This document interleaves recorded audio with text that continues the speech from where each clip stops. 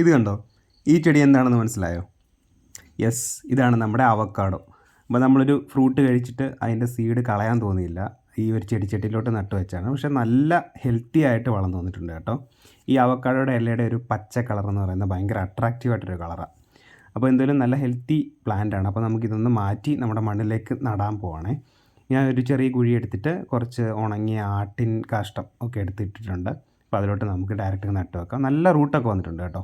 ചെടിച്ചട്ടിയിലായതുകൊണ്ട് അത് തിങ്ങി നിറഞ്ഞിങ്ങനെ നിൽക്കുമായിരുന്നു.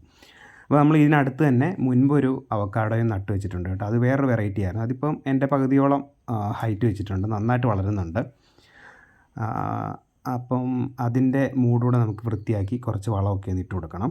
അപ്പോൾ ഇതെന്തായാലും ഞാൻ വെട്ടിക്കൂട്ടി വെച്ചിട്ടുണ്ട്, വെള്ളമൊക്കെ ഒഴിച്ചിട്ടുണ്ട്. അപ്പോൾ ഇതും കുറച്ച് വളമൊക്കെ ഇട്ട് ഒന്ന് വൃത്തിയാക്കി എടുത്തിട്ടുണ്ട്. അപ്പോൾ ഇതുകൊണ്ടുള്ള വീഡിയോ ഒക്കെ ഇഷ്ടമാണെന്നുണ്ടെങ്കിൽ നമ്മുടെ ചാനൽ സബ്സ്ക്രൈബ് ചെയ്തേക്കണേ. അപ്പം അടുത്ത വീഡിയോയിൽ വീണ്ടും കാണാം.